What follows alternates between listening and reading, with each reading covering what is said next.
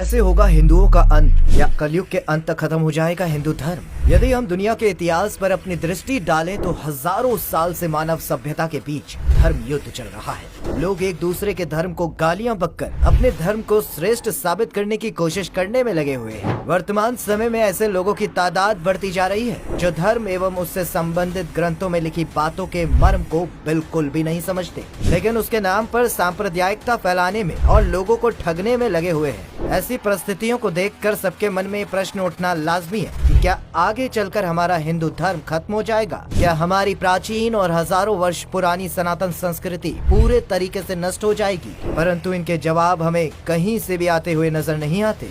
हिंदू धर्म के भविष्य को लेकर वैसे तो कई प्रकार की अलग अलग मान्यताएं हैं, लेकिन इसके संबंध में नास्त्रेदमस की भविष्यवाणी लोगों के बीच काफी मशहूर है। लोग यह मानते हैं कि इससे ज्यादा सटीक और रोंगटे खड़े कर देने वाली भविष्यवाणी शायद ही किसी ने की हो। नास्त्रेदमस ने इस भविष्यवाणी का जिक्र अपनी किताब द सेंचुरी में किया है। इस भविष्यवाणी में नास्त्रेदमस सबसे पहले ये कहते हैं कि सागरों के नाम वाला धर्म चांद पर निर्भर रहने वालों के मुकाबले तेजी से पनपेगा। अगर इसकी व्याख्या की जाए तो हमें पता चलता है कि सागरों के नाम पर आधारित एक ही धर्म है और वह है हिंद महासागर के नाम पर आधारित धर्म हिंदू। और जहाँ तक चांद पर आधारित धर्म की अगर बात की जाए तो वह हमें एक ही धर्म देखने को मिलता है और वो है इस्लाम। तो इन पंक्तियों के माध्यम से नास्त्रेदमस हमें ये बताना चाह रहे हैं कि भविष्य में इस्लाम के मुकाबले हिंदू धर्म बड़ी ही तेजी से पनपेगा। लोग हिंदू धर्म की ओर ज्यादा से ज्यादा आकर्षित होंगे और वो सनातन संस्कृति को आत्मशास्त्र और उसके अनुसार ही अपना आचार विचार अपनाएंगे। लेकिन इसके बाद ही वो ये कहते हैं कि तबाह कर देंगे पुस्तकालयों को बर्बर लोग। भविष्य में एक समय ऐसा आएगा कि अनपढ़ और बर्बर लोग पढ़े लिखे लोगों के द्वारा लिखी गई सारी पुस्तकों को जला देंगे। वे उनके द्वारा बनाए गए पुस्तकालयों को पूरी तरह से फूंक डालेंगे। मेहनत और मशक्कत से पाया गया ये दुर्लभ ज्ञान पूरी तरह से नष्ट कर दिया जाएगा। बर्बर लोग इस ज्ञान को इतनी बुरी तरह से नष्ट करेंगे कि इसे दोबारा कभी भी प्राप्त नहीं किया जा सकेगा। ताज्जुब की बात तो ये है कि जब हम भारतीय इतिहास के पन्नों को पलटते हैं तो हम ये पाते हैं कि सालों की मेहनत और विकास के बाद हमने जो ज्ञान अर्जित किया था और नालंदा और तक्षशिला जैसे विश्वविद्यालयों की पुस्तकालयों में उसे सहेज के रखा था, वो सब मध्य काल में बर्बर मुस्लिम आक्रांताओं ने जलाकर खाक कर दिया। उन्होंने भारतीय संस्कृति की धरोहर हजारों मंदिरों और महलों को भी नष्ट कर दिया। उन्होंने हिंदू और बौद्ध धर्म से संबंधित लगभग सारी धरोहर को नेस्तनाबूद कर दिया। आज भी हम इन बर्बर आक्रांताओं के द्वारा किए गए विध्वंस को देख सकते हैं। नास्त्रेदमस अपनी एक भविष्यवाणी में ये कहते हैं कि लाल के खिलाफ लाल एकजुट होंगे लोग, लेकिन साजिश और धोखे को नाकाम कर दिया जाएगा। पूरब का वह नेता अपने देश को छोड़कर आएगा, पार करता हुआ इटली के पहाड़ों को और फ्रांस को देखेगा। वह वायु, जल और बर्फ से ऊपर जाकर सभी पर अपने दंड का प्रहार करेगा। अपनी अगली भविष्यवाणी में वो ये बताते हैं कि तीनों ओर से घिरे समुद्र क्षेत्र में वो जन्म लेगा जो बृहस्पतिवार को अपना अवकाश दिवस घोषित करेगा।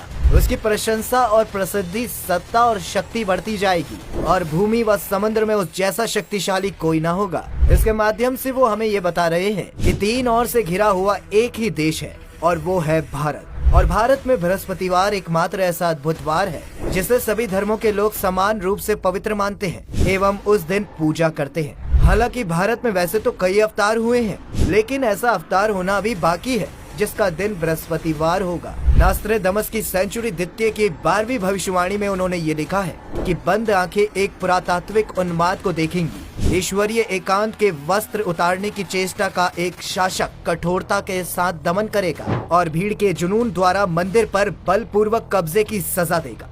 इसकी व्याख्या करने वाले ये बताते हैं कि ये भविष्यवाणी 1990 में बाबरी मस्जिद वाले मामले में हमें सत्य होती हुई दिखाई देती है। इस मामले में उत्तर प्रदेश के तत्कालीन मुख्यमंत्री मुलायम सिंह द्वारा किए गए कार सेवकों के दमन को इस भविष्यवाणी से जोड़कर देखा जाता है। आधिकारिक आंकड़ों के मुताबिक इस घटना में 15 लोग मारे गए थे, लेकिन विश्व हिंदू परिषद इन आंकड़ों को झूठा बताती है और विश्व हिंदू परिषद के अनुसार मारे जाने वाले लोगों की संख्या 50 है। इसके अलावा वे अपनी एक भविष्यवाणी में ये भी कहते हैं कि आगे चलकर एक ऐसा वक्त भी आएगा कि विश्वव्यापी आग से अधिकांश राष्ट्रों में नरसंहार होगा। 5 नदियों के प्रख्यात द्वीप राष्ट्र में एक महान राजनेता का उदय होगा। इस राजनेता का नाम वरुण या शरण होगा। वह एक शत्रु के उन्माद को हवा के जरिए समाप्त करेगा और इस कार्रवाई में 6 लोग मारे जाएंगे। भौगोलिक आधार पर अगर भारत को देखा जाए तो यहाँ कई राज्य हैं और उनमें बहने वाली कई सारी नदियाँ हैं, लेकिन इन राज्यों में पंजाब ही एकमात्र ऐसा राज्य है जिसमें 5 नदियाँ बहती हैं। वो 5 नदियों में झेलम, चेनाब, रावी, सतलज और व्यास का संगम होने के कारण ही इस क्षेत्र का नाम पंजाब पड़ा।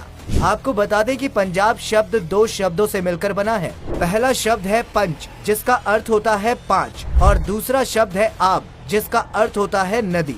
इसीलिए पंच आब को मिलाकर इस क्षेत्र को पंजाब कहा जाने लगा।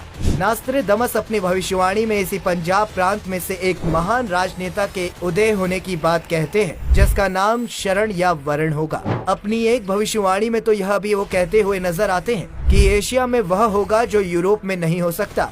एक विद्वान शांति दूत सभी राष्ट्रों पर हावी होगा। रूस बनेगा हिंदू राष्ट्र। बहुत सी जगह नास्त्रेदमस की इस भविष्यवाणी का भी जिक्र मिलता है, लेकिन इसकी पुष्टि करना थोड़ा मुश्किल है। इसमें नास्त्रेदमस कहते हैं कि दक्षिण भारत से एक नेता उभर कर आएगा जो पूरे विश्व को एक करके रख देगा। उस नेता के आने के बाद रूस साम्यवाद छोड़कर हिंदू धर्म का दामन थामेगा, और यही नहीं, वह इसका प्रचार प्रसार अन्य देशों में भी करेगा। हालांकि इसकी भविष्यवाणी की पुष्टि करना मुश्किल है, लेकिन वर्तमान समय में केवल रूस ही नहीं, यूरोप के अन्य देशों में भी विदेशी भारत भ्रमण के लिए बड़ी संख्या में आ रहे हैं। और यही नहीं, यहाँ आकर वो हिंदू धर्म की महानता से प्रभावित होकर उससे संबंधित आचरण एवं कर्म कांडों को अपना रहे हैं। कई रूसी या विदेशी तो खुद को गर्व से हिंदू भी कहते दिखाई देते हैं।